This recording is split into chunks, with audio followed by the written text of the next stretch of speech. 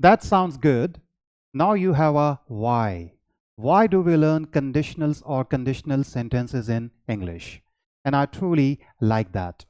देखो बच्चे, हमारे पास ऐसे सिचुएशन आते हैं जहाँ पे हम पॉसिबिलिटी को, अपने पास्ट एक्सपीरियंसेस को, अपने ड्रीम्स को, अपने होप्स को जब स्पीच और राइटिंग में एक्सप्रेस करना चाहते हैं तो ये टॉपिक हमें बहुत हेल्प करता है।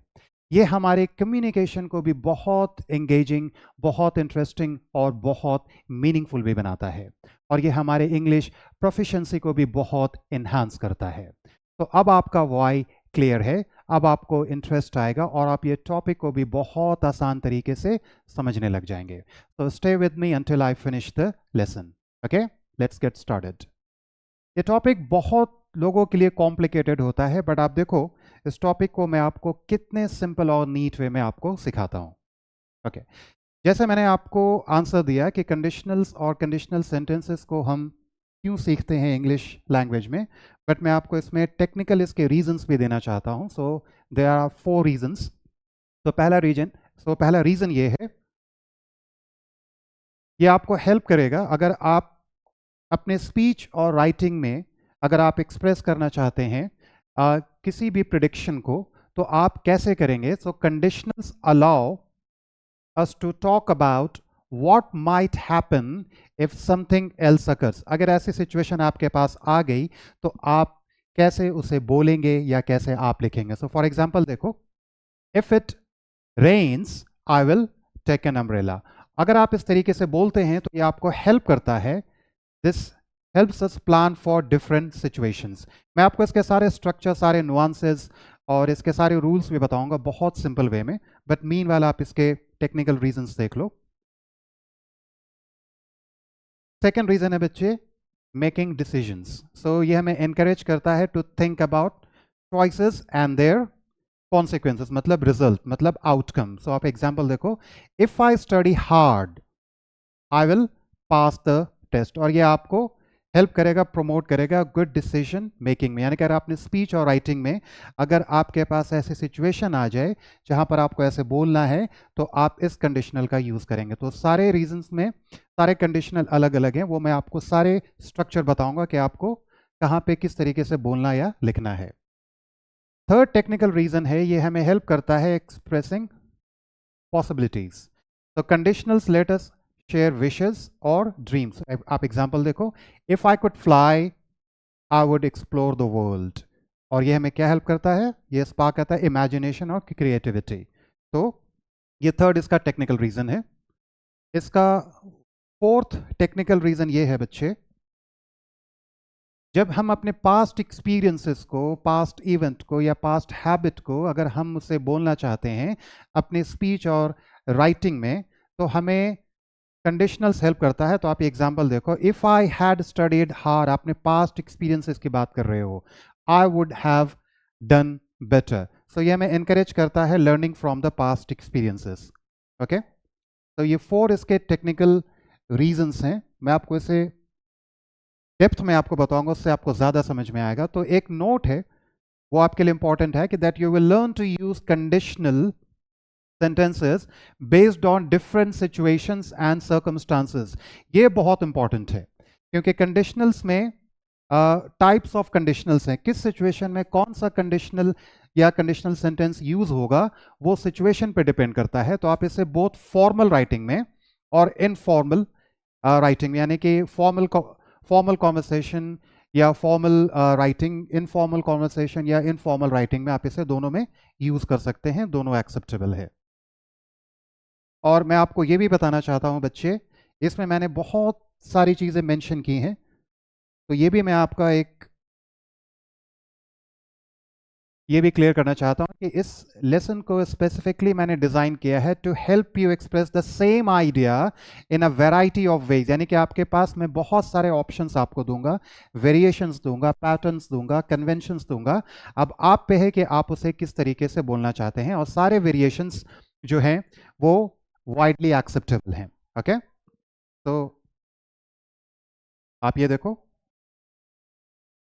तो the good news is all these conventions are relevant है, और अलाइंड विद मॉडर्न इंग्लिश। जो भी मैं आपको सिखाता हूं बच्चे, वो मॉडर्न इंग्लिश में आपको सिखाता हूं, और जो भी कन्वेंशन, वेरिएशन, पैटर्न और स्टाइल्स मैं आपको सिखाता हूं वो वाइडली एक्सेप्टेड है और अप्रिशिएटेड है अराउंड द वर्ल्ड। यानी कि आपको पूरा वर्ल्ड समझेगा और उसे अप्रिशिएट भी करेगा, क्योंकि आप अपने स्पीच और राइटिंग में जो यूज़ करते हैं वो बहुत वाइडली एक्सेप्टेबल है।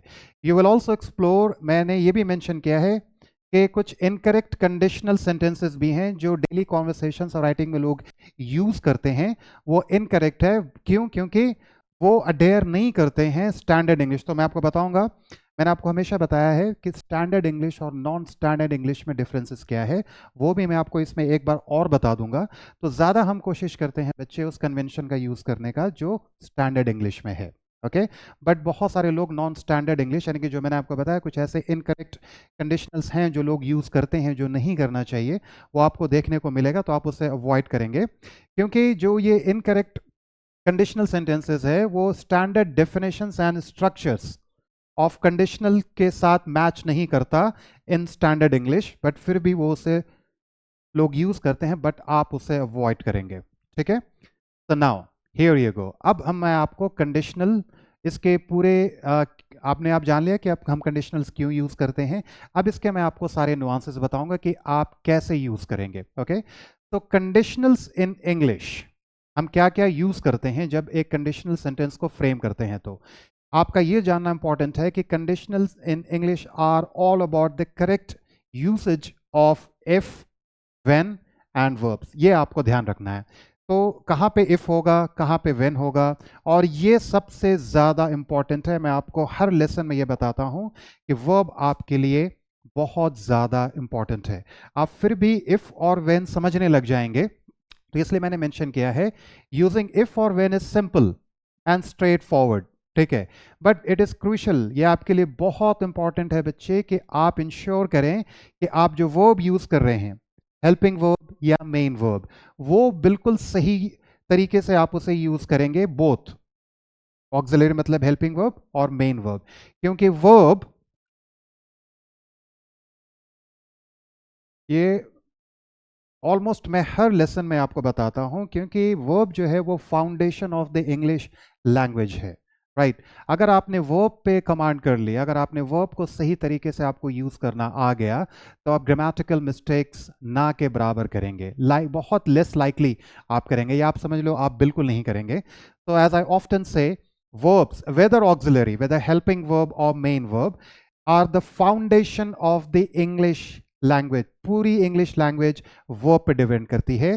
तो मैं ये हमेशा कहता हूं, if you get the verb right everything will be all right. इसका मतलब मैं ये कहना चाहता हूं कि everything else becomes easier, okay, and you are less likely to make grammatical mistakes.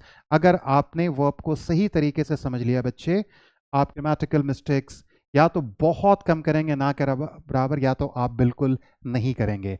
और conditionals are all about the right usage of if और व्हेन एंड वर्ब्स। सो इस पर आपको फोकस करना है। तो can we say conditionals in English primarily focus on paying attention to verb tenses, right?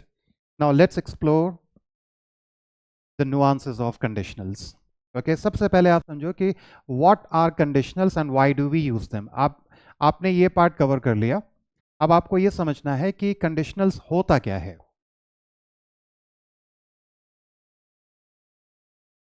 Conditionals are types of sentences बच्चे that express hypothetical situations and their consequences, यानी कि results.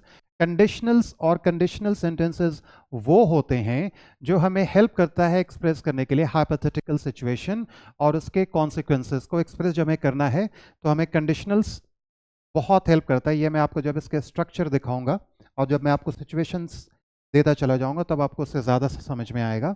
Conditionals are sentences that express hypothetical situations and their consequences. They can be categorized as, ये आपको ज़्यादा ध्यान रखना है कि हम कंडीशनल्स को हमेशा दो पार्ट में डिवाइड करते हैं, रियल कंडीशनल्स और अनरियल कंडीशनल्स, ओके। तो they can be categorized as real conditionals which refer to situations that are likely or possible. Real conditionals का मतलब ये होता है कि जो सिचुएशन है वो लाइकली पॉसिबल है, और अनरियल कंडीशनल्स वो होता है which relate to the situations that are unlikely और impossible, right? So if you go with the term real conditionals, तो ये रियल है, ये लाइकली पॉसिबल है। अनरियल कंडीशनल्स है, ये अनलाइकली है और ये इम्पॉसिबल है। ओके, तो इस टॉपिक में बच्चे, इस कंडीशनल सेंटेंसेस पार्ट 1 में मैं टू टाइप्स ऑफ कंडीशनल्स मैं इसमें कवर अप करूंगा। ओके, तो इन अदर वर्ड्स आप ये भी समझ लो कि we use conditionals to indicate that something will occur only if a specific condition is met. ये इंपॉर्टेंट है। इन अदर वर्ड्स हम ये कहना चाहते हैं कि हम कंडीशनल्स तभी यूज करते हैं जब हमें इंडिकेट करना हो, सजेस्ट करना हो कि something will occur only if a specific condition is met, meaning one situation is dependent on another. ये हमेशा आपको ध्यान रखना है कि कंडीशनल्स हमेशा मेन, मैं आपको ये भी बताऊंगा मेन क्लॉज, ठीक है, इफ क्लॉज क्या होता है, मेन क्लॉज क्या होता है। ये सेंटेंसेस हमेशा एक दूसरे पर डिपेंड रहते हैं। Okay, now there are 4 types of conditionals. Okay, but इस टॉपिक में मैं आपको इस पार्ट में, कंडीशनल्स पार्ट 1 में मैं आपको सिखाऊंगा zero conditional sentences and first conditional sentences. Okay, तो उससे पहले आप ये समझ लो बच्चे कि each conditional sentence consist of 2 parts. ठीक है, हमेशा जैसे मैंने बताया कि हर कंडीशनल सेंटेंस जो होगा वो हमेशा 2 पार्ट में होगा। ओके, सो पहला पार्ट क्या होता है, इफ क्लॉज। क्लॉज का मतलब सेंटेंस आप कह सकते हैं, यानी कि कंडीशन है। ये जो पहला पार्ट होता है वो इफ होता है। इफ क्लॉज इफ से स्टार्ट होता है या व्हेन से स्टार्ट होता है। ये मैं आपको बताऊंगा कि इफ कहां यूज करेंगे आप और व्हेन कहां यूज करेंगे। एंड द मेन क्लॉज जिसका रिजल्ट होता है। एक्चुअल कंडीशन जो होता है वो आप कहां पुट करते हैं सिचुएशन के अकॉर्डिंग। आप इफ के जो सेंटेंस इफ से स्टार्ट होता है हम उससे कहते हैं कंडीशन। ये जो आपका मेन क्लॉज होता है ये हमेशा कॉन्सिक्वेंसेस होता है और ये रिजल्ट होता है। एग्जाम्पल से आपको ज्यादा समझ में आएगा, बट आप इसे फिर भी समझ लें।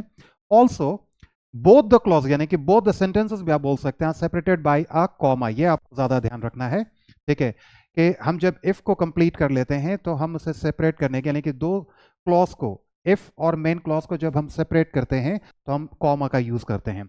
Only if a sentence begins with an if, ये आपको ज्यादा ध्यान रखना है।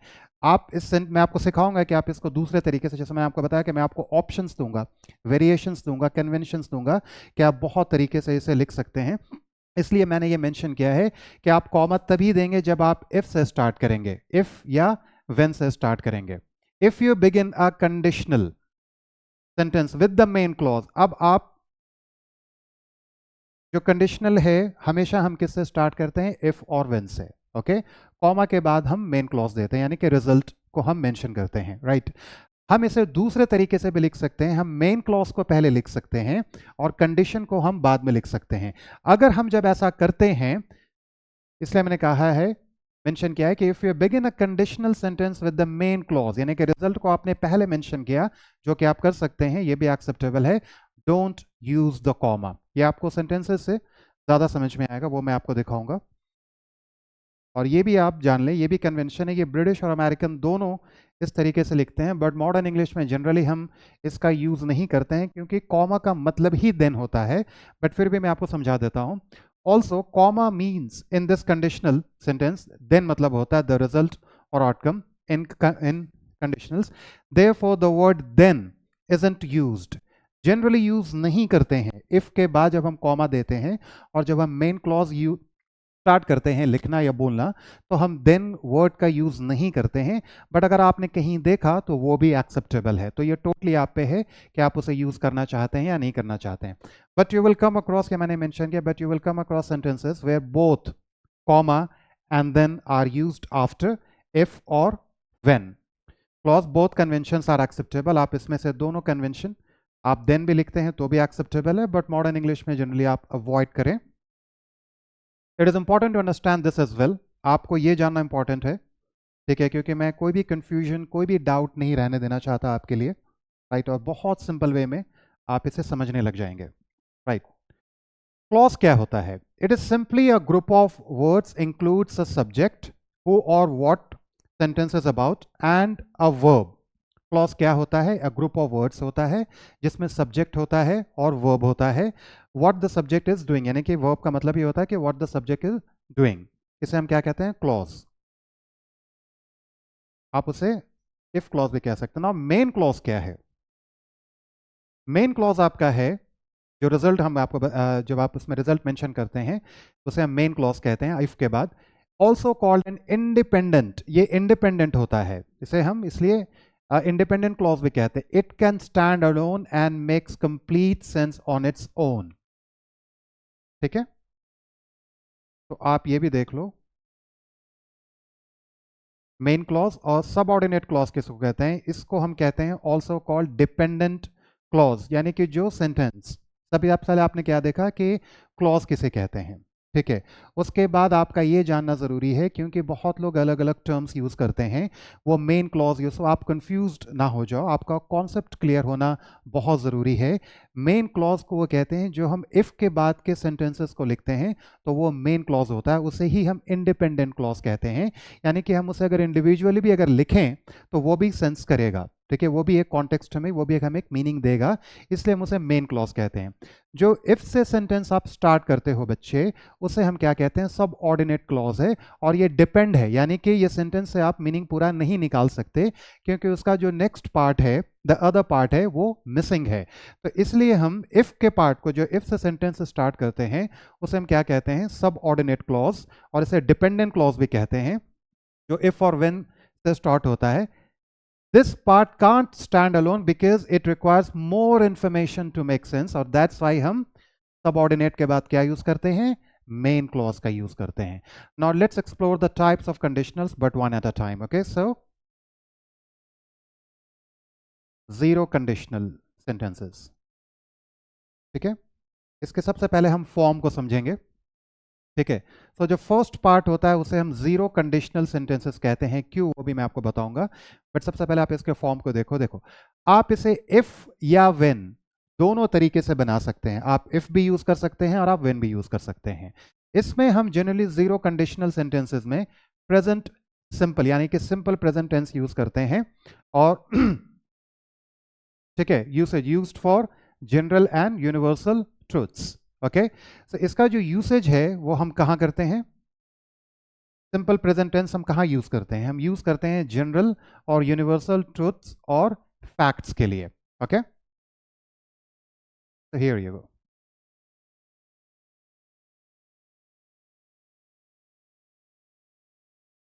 Zero conditional sentences, just give me a quick moment.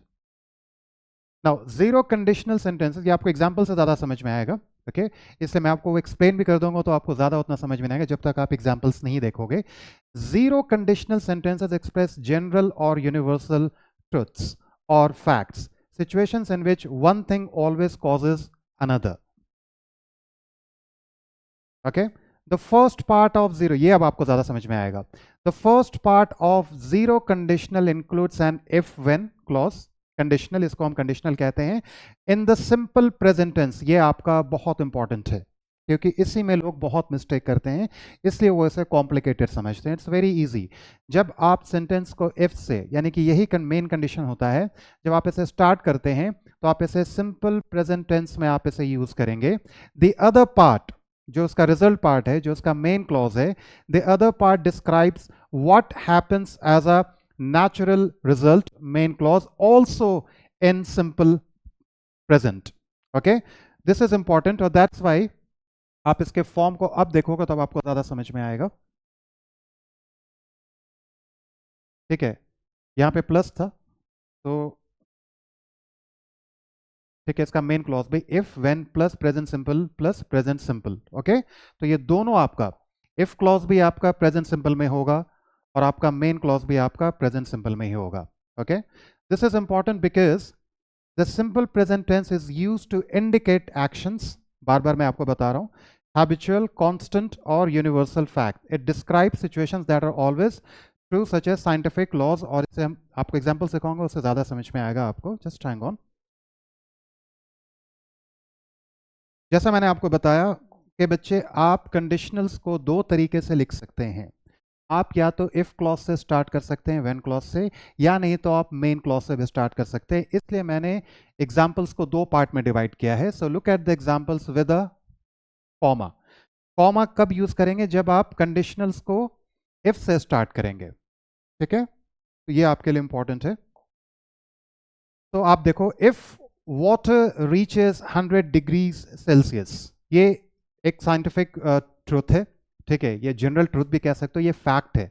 तो हम जनरली फैक्ट को सिंपल प्रेजेंट टेंस हम इसीलिए यूज करते हैं। उसका रूल ही ये है, उसका फॉर्म ये है कि हम अपने अपने हैबिट्स के लिए, अपने डेली रूटीन के लिए, साइंटिफिक लॉस के लिए, यूनिवर्सल फैक्ट्स के लिए, लॉस के लिए हम यूज करते हैं। वही रूल आपको यहाँ पे अप्लाई कर देना है।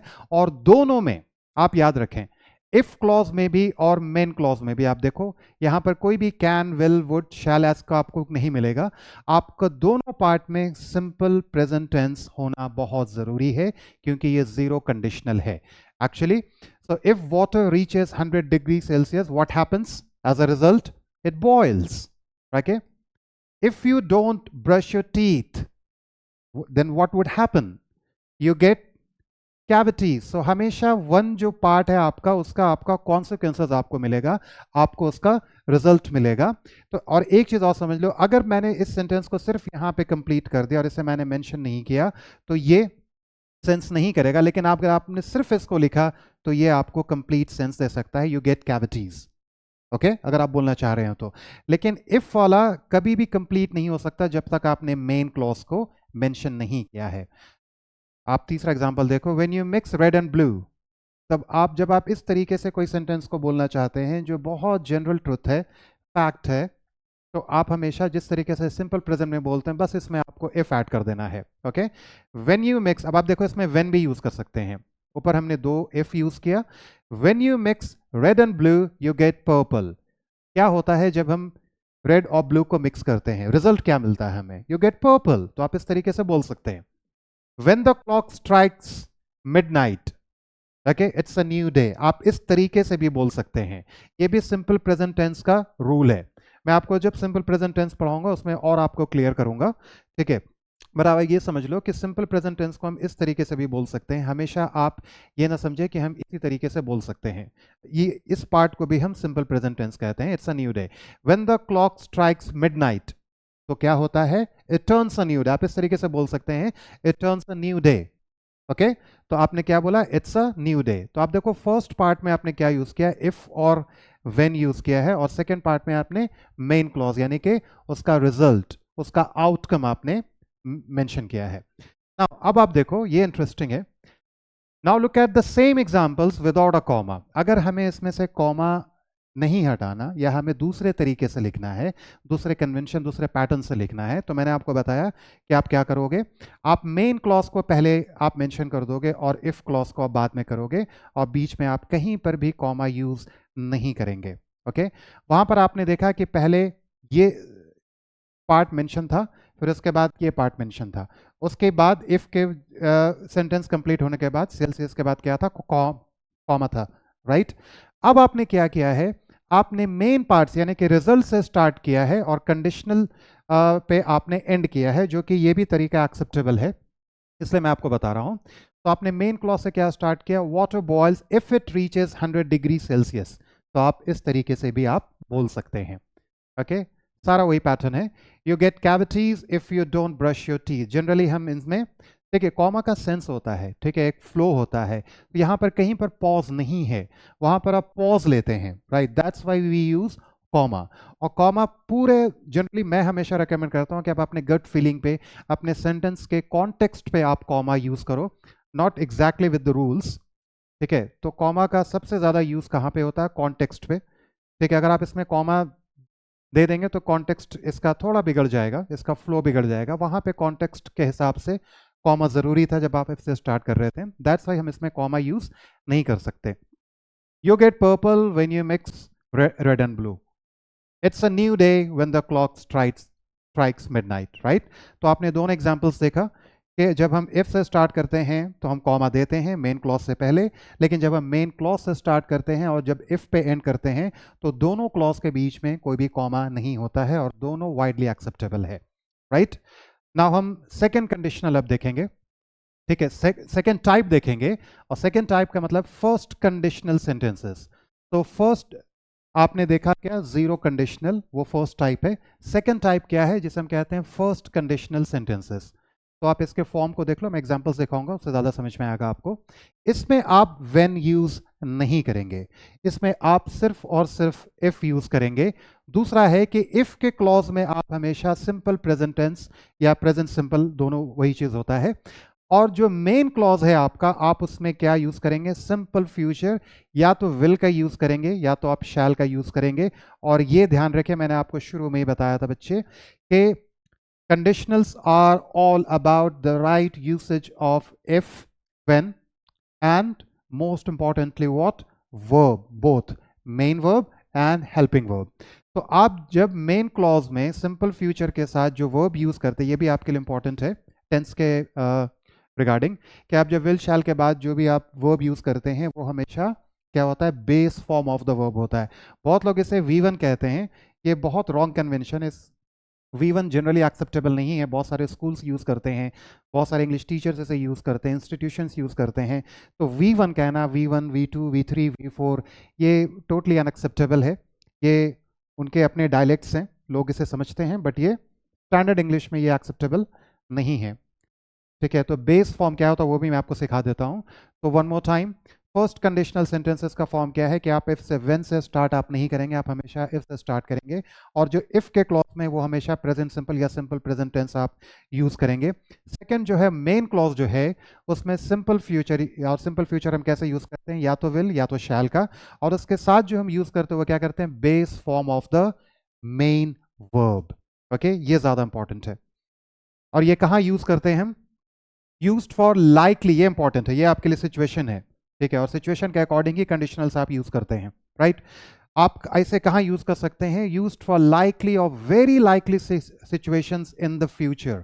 ठीक है, जो फ्यूचर में हो सकता है या बहुत आपको लगता है उसकी उसकी उसकी प्रोबेबिलिटी बहुत ज़्यादा है या कम भी है, तो आप इस कंडीशनल फॉर्म का आप इसे यूज कर सकते हैं।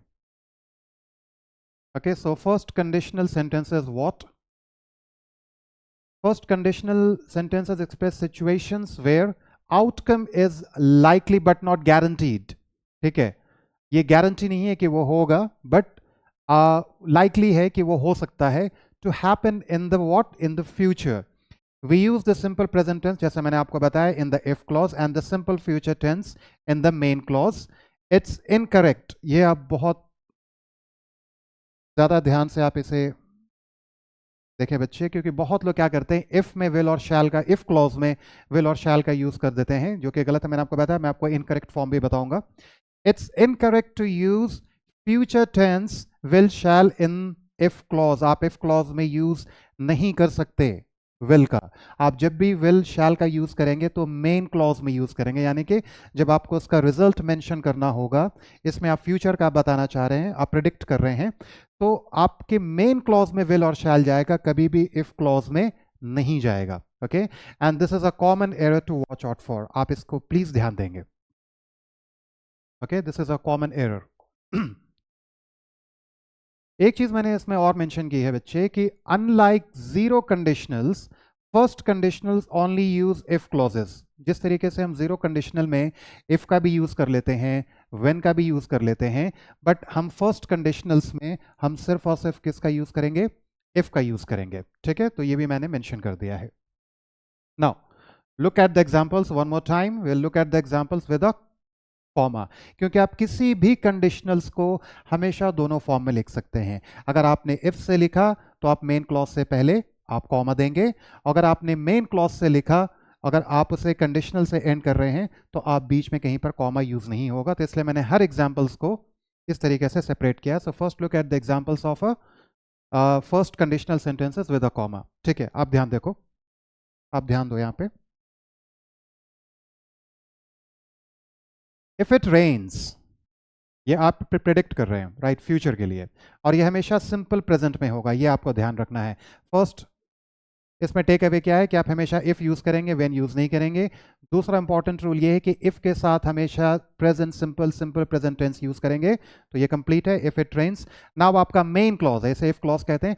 मेन क्लॉज जब आप इसे फिनिश करेंगे तो आप देखो, आप जब मेन क्लॉज यूज करेंगे तो मेन क्लॉज में क्या यूज करेंगे, विल या शैल का।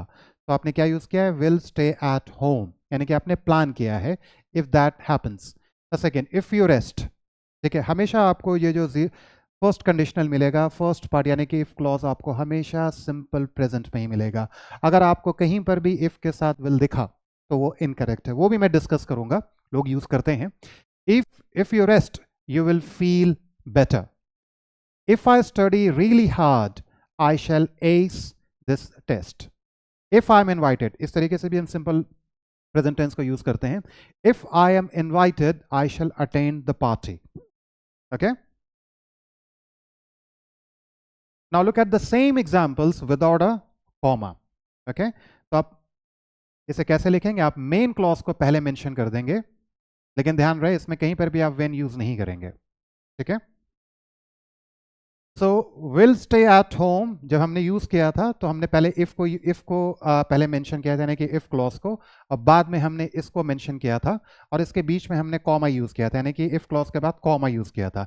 लेकिन जब आप मेन क्लॉज से इसे लिख रहे हैं और आप इफ क्लॉज से आप इसे एंड कर रहे हैं तो इन दोनों के बीच में कॉमा नहीं आएगा। ये भी एक कन्वेंशन है, ये भी वाइडली एक्सेप्टेबल है। तो मेन क्लॉज से स्टार्ट किया आपने, will stay at home if it rains, you will feel better if you rest, we shall ace this test if I study really hard, sorry यहाँ पे आई होगा, I shall ace this test if I study really hard, I shall attend the party if I'm invited। तो आप इस तरीके से कह सकते हैं। एक चीज़ मैंने इसमें और मेंशन की है बच्चे, एज पर मॉडर्न इंग्लिश, क्योंकि मैं आपको हमेशा मॉडर्न इंग्लिश कन्वेंशन आपको सिखाता हूँ, तो ये भी आपके लिए इंपॉर्टेंट है। Use of shall is more formal than will. ये ध्यान रखना है कि शैल जो है वो बहुत फॉर्मल है इन कंपैरिजन टू विल। दोनों फ्यूचर सिंपल फ्यूचर के लिए यूज होता है, and is use mostly with I and we, ठीक है। सबसे पहला क्या है कि use of shall is more formal than will and is used mostly with I and we. Also use of shall यानी कि आई जनरली यूज होता है आई और वी के साथ, विल तो हम किसी के साथ भी यूज कर लेते हैं, जनरली हम शैल जो यूज करते हैं आई और वी के साथ यूज करते हैं। Also use of shall is common in British English but with the pronouns I and we. ये भी मैंने फिर से आपको मेंशन कर दिया कि जो हम आई एन वी के साथ जो शैल का फ्यूचर सिंपल फ्यूचर में जो शैल का यूज़ करते हैं वो सबसे पहला आई और वी के साथ यूज़ करते हैं, और ये ब्रिटिश इंग्लिश ज़्यादा यूज़ करती है। Whereas will is common in American English even with the pronouns I and we. American English generally जो फॉलो करती है वो विल को फॉलो करती है, शैल को अवॉइड करती है। ब्रिटिश इंग्लिश ज़्यादातर शैल को यूज करती है but with the pronouns I and we, ये इंपॉर्टेंट है, ठीक है। बट मॉडर्न इंग्लिश में बच्चे शैल का यूज बहुत कम है, ठीक है, इसलिए मैंने ये मेंशन किया है। This is very important for you.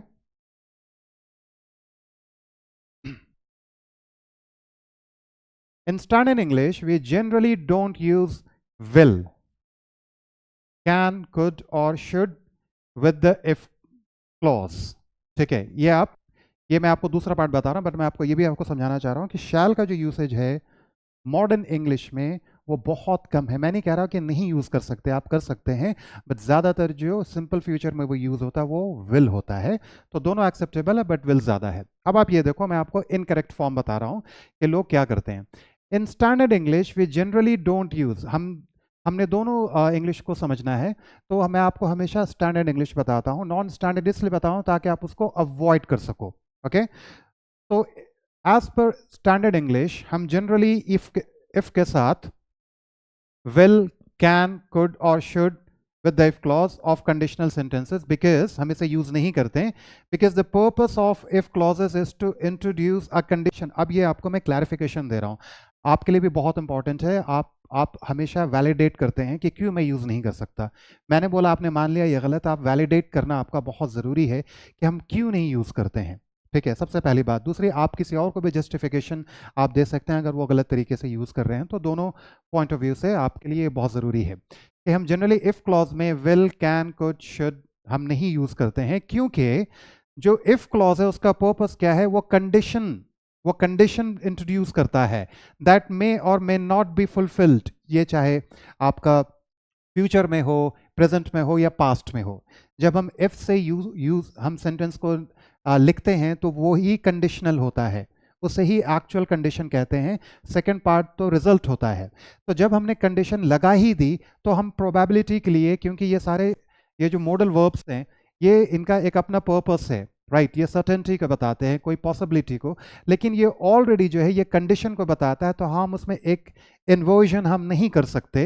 That's why हम इफ के साथ हम इसे यूज नहीं करते हैं ऐसे वर्ब्स का। इसे हम जब भी यूज करते हैं तो सेकेंड पार्ट में हम इसे यूज करते हैं। अगर आपने यूज कर लिया तो वो कंडीशन नहीं रहेगा, ये ज़्यादा आपके लिए इंपॉर्टेंट है, इसलिए लोग इसे यूज कर देते हैं। तो जो यूज कर रहे हैं वो कंडीशन एक्चुअल कंडीशनल्स यूज नहीं कर रहे हैं। हाउएवर, इसलिए मैंने मेंशन किया है, You certainly will come across sentences where the verbs are used in if clause. आप देखोगे ऐसे verbs आपको if clause में भी आपको देखने को मिलेंगे, तो वो non-standard English है, right? In such cases, these sentences are not true conditionals. वो sentences acceptable हो तो जाते हैं, बट वो ट्रू कंडीशनल्स नहीं होते हैं, क्योंकि ऑलरेडी जब हम इफ यूज करते हैं तो वो कंडीशनल होता है, तो हम उसमें कुछ और इन्वर्ट यानी कि इन्वर्जन नहीं कर सकते हैं, अदरवाइज उसका पर्पस ही अलग हो जाता है, राइट।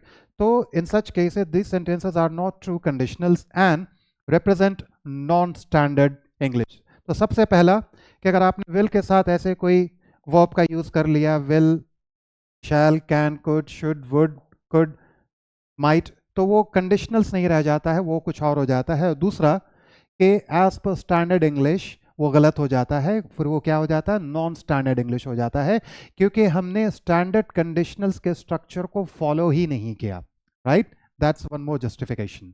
दे ऑफ्टन सजेस्ट, अगर हम ऐसे सेंटेंसेस को बनाते हैं तो they often suggest a different meaning और nuance, but they do not follow the conventional structure of conditional sentences. आप इसे ये भी कह सकते हो conventional structure of conditional sentences या standard structure of conditional sentences. Therefore, for clear and accurate communication, it is best to adhere to the standard rules of using the simple present tense in the if clause, right. ये सिर्फ first conditional के लिए नहीं है, जो आपने first में देखा कि जहाँ पे सिंपल प्रेजेंट के लिए हम यूज़ करते हैं, ये किसी भी कंडीशनल्स के लिए है कि आप इसे यूज़ नहीं करेंगे। अगर आपने यूज़ किया, ये जनरली फर्स्ट कंडीशनल में ही होता है, इसलिए इसे हाईलाइट किया गया है, लेकिन आप किसी भी कंडीशनल में यूज़ नहीं करेंगे। और जहाँ करेंगे तो मैं आपको बताऊँ कि वहाँ पे जो वर्ब यूज़ हुआ है, वहाँ पे जो मेन वर्ब या हेल्पिंग वर्ब भी कुछ भी यूज़ हुआ है, तो उसका पर्पस डिफरेंट है। लेकिन आप ऐसे फर्स्ट कंडीशनल में सिंपल प्रेजेंट टेंस जो आप यूज़ करेंगे इफ़ क्लॉज में, उसमें आप किसी भी वर्ब टेंस का आप उसमें यूज़ नहीं करेंगे, like will, shall, can, could. Okay, look at such sentences. ये भी देख लो, ये भी आपके लिए बहुत इंपॉर्टेंट है। आपने ऐसा सेंटेंस को आपने इनकाउंटर किया होगा, इफ़ यू विल हेल्प मी, जो कि गलत है, इन्हें सिंपल बोलना चाहता है, इफ़ यू हेल्प मी, और सेकंड पार्ट आप जब इसे करेंगे तो ये सिंपल फ्यूचर में करेंगे। सो दैट्स वाई इसी फर्स्ट कंडीशनल पे ज़्यादा स्ट्रेस दिया गया, क्योंकि इसी में बहुत लोग ज़्यादा एरर करते हैं। If you will help me नहीं हो सकता, if you help me I will finish the project. देखो, use of will in the if clause suggest of certainty, जो नहीं हो सकता, क्योंकि इफ का मतलब ही आपका क्या है, कंडीशन है। तो यहाँ पे क्या गया कि suggest certainty not condition, hence it does not fit the standard conditional structure. That's why हम इफ क्लॉज में ऐसे वर्ब टेंस का यूज नहीं करते, क्योंकि उसका पर्पस ही ये ऑल्टर कर देता है। Therefore the correct conditional sentence should be, if you help me I will finish the project. Okay? और भी बहुत सारे आपको मैं इनकरेक्ट फॉर्म्स आपको दिखाऊंगा, बट अभी ये सिंपल प्रेजेंट के लिए था। अब ये देखो, if you could help me, अब मैं यहाँ पे क्या करूँ वो मैं आपको बता देता हूँ। ये पार्ट ठीक है, आपका जो रिजल्ट है, जो मेन क्लॉज है, ठीक है। इफ में हमने जो could का यूज किया है, तो यहाँ पे क्या है कि could in the if clause suggest a polite request rather than a straightforward condition। हम कंडीशन डालते हैं जब हम बोलते हैं, जब हम कंडीशनल सेंटेंसेस का यूज़ करते हैं, सिचुएशन का यूज़ करते हैं, तो ऑलरेडी जब हम इफ़ यूज़ करते हैं तो वो कंडीशन पुट कर देता है। तो हम उसके साथ जब कोई और वर्ब यूज़, देखिए वर्ब का भी अपना एक कॉन्टेक्स्ट होता है, तो हम जिस तरीके का वर्ब यूज़ करते हैं वो उस तरीके का वो आइडिया सजेस्ट करता है बच्चे। तो अगर हमने इफ़ क्लॉज में, जो कि ऑलरेडी कंडीशन है, अगर हमने ऐसे वर्ब को इंट्रोड्यूस कर दिया तो ये कंडीशन को ऑल्टर कर देगा, यानी कि अब वो कंडीशन रहेगा ही नहीं, जबकि वो एक स्ट्रेट फॉरवर्ड कंडीशन है। ठीक है, तो हमने जब कुड को इंट्रोड्यूस किया इफ क्लॉज में, तो कुड क्या करता है, polite request rather than a straight forward condition. अब ये जो पूरा आपका सेंटेंस है ये अब कंडीशन नहीं रहा, ये एक बहुत सिंपल, बहुत स्ट्रेट फॉरवर्ड आपका पोलाइट एक रिक्वेस्ट हो गया, एक पोलाइट आपका एक्सप्रेशन हो गया। ठीक है, तो ये ज़्यादा इंपॉर्टेंट है, बट लोग यूज़ करते हैं इस सबल डिफरेंस को, और ये बहुत ज़्यादा डिफरेंस है, ये इनकरेक्ट है, इसको नहीं समझ पाते हैं। दैट्स वाई मैंने इसे भी इंट्रोड्यूस किया है। Hence it doesn't fit the standard conditional structure. Okay, therefore the correct conditional sentence should be conditional sentence। वो आप कहोगे तो वो गलत नहीं है, लोग कहते हैं उस तरीके से, लिखते भी हैं, लेकिन वो कंडीशन कहीं से नहीं है, वो एक पोलाइट एक्सप्रेशन है, वो एक पोलाइट सेंटेंस है। Right, now that's the real justification. Okay, अब वो कंडीशन नहीं रहा, वो एक सिंपल आपका सेंटेंस हो गया। तो आपका एक्चुअल और राइट करेक्ट आपका करेक्ट फॉर्म क्या है, if you help me I will appreciate it. ठीक है, तो उसमें आपको जो आपने मेंशन किया था इसके बीच में वो गलत है। राइट फॉर्म आपका ये है कि if you help me I will appreciate it. Here are some more examples, ये भी मैंने मेंशन कर दिया है। आप देखो, आप किसी में भी यूज़ नहीं कर सकते, ये गलत है। इफ़ यू कैन फिनिश, यहाँ पर आप कैन इंट्रोड्यूस नहीं कर सकते, ये आपके कंडीशनल को ऑल्टर कर देगा। तो आप सिंपली बोलोगे if you finish your work early will go for lunch. Main clause में कोई प्रॉब्लम नहीं है, मेन क्लॉज आप हमेशा ऐसे ही लिखेंगे। इफ़ के साथ आप किसी ऐसे वर्ब का इन्वर्जन नहीं करेंगे, can, shall, should. If you should नहीं होना चाहिए, simply if you need assistance please let me know. If you would, ये गलत है। गलत किस सेंस में बच्चे, क्योंकि अब ये कंडीशनल नहीं रहा, ये किसी और टाइप का सेंटेंस हो गया। आप इसे पोलाइट एक्सप्रेशन कह सकते हैं, जेंटल एक्सप्रेशन कह सकते हैं, बट ये अब रियल कंडीशनल यानी कि ट्रू कंडीशनल नहीं रहा।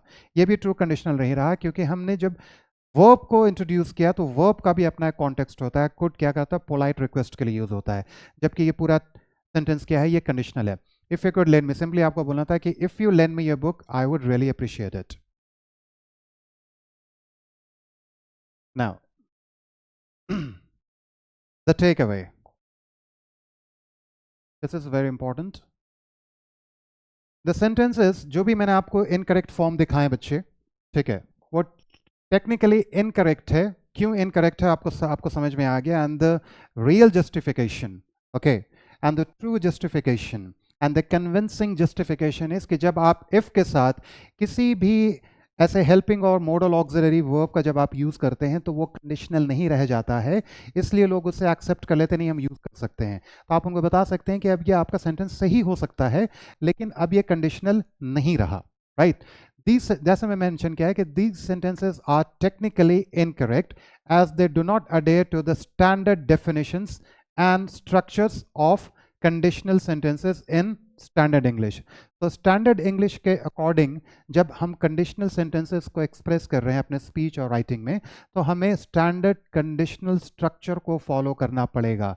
अगर हमने नहीं किया तो वो दो फॉर्म हो जाएगा, एक कि वो कंडीशनल नहीं रहेगा और वो आपका नॉन स्टैंडर्ड इंग्लिश हो जाएगा। ओके, तो instead they are more often used in conversation और इनफॉर्मल। तो इसलिए मैं आपको बता रहा हूँ कि लोग इसे आज भी यूज़ करते हैं। ठीक है, और they are more often used in conversation और इनफॉर्मल। और अगर जिनको ये पता नहीं है वो तो यहाँ भी यूज़ कर लेंगे फॉर्मल इंग्लिश में। तो मेरा आपको ये बताना इसलिए ज़रूरी था कि अगर आपको नहीं पता होगा बच्चे कि हम इफ़ क्लॉज में ऐसे सेंटेंस, स्पेशली फर्स्ट कंडीशनल्स में, हम will, shall, can, could, should का यूज़ क्यों नहीं कर सकते, ये जस्टिफिकेशन देना आपको बहुत ज़रूरी था। नहीं तो हो सकता है आप भी ये मिस्टेक कर दें। तो जो लोग यूज़ करते हैं वो जनरली कॉन्वर्सेशनल में और इनफॉर्मल में, बट जिनको बिल्कुल नहीं पता है कि हम ऐसे सेंटेंसेस को कैसे फ्रेम करते हैं, तो वो उसे फॉर्मल इंग्लिश में भी यूज़ कर लेते हैं। राइट, और इट्स ओके, उनके लिए मतलब फाइन होता है। राइट, बट अब आपको ये पता है, अब आप इससे मिस्टेक नहीं करोगे। सो I believe let's wrap up the session on conditionals and conditional sentences part 1, जहाँ पे मैंने आपको सारे nuances बताएं, conditionals क्या होता है, हमें conditionals क्यों यूज़ करना चाहिए, हमने ज़ीरो conditionals हमने एक्सप्लोर किया, हमने फर्स्ट conditionals हमने एक्सप्लोर किया, हमने ये देखा कि हम कॉमा से सेपरेट भी कर सकते हैं, हम विदाउट कॉमा भी लिख सकते हैं। तो कन्वेंशंस को आपने एक्सप्लोर किया, आपने बहुत सारे इनकरेक्ट फॉर्म्स को आपने देखा। राइट, तो that's the end of conditionals and conditionals part 1। In the next session क्योंकि यह साथ में होगा तो आपको ज़्यादा समझ में आएगा बच्चे। हम एक्सप्लोर करेंगे second conditional sentences and third conditional sentences. In the meanwhile मैंने डिस्क्रिप्शन में वर्कशीट मेंशन कर दिया, उस लिंक को आप प्लीज़ रेफर करें, वो आप प्रैक्टिस करें, वो आपको ज़्यादा हेल्प करेगा। If you still have any doubt, any confusion, do let me know right in the comment box. So I thank you so much for your time and patience, बच्चे. Have a good time. Take care.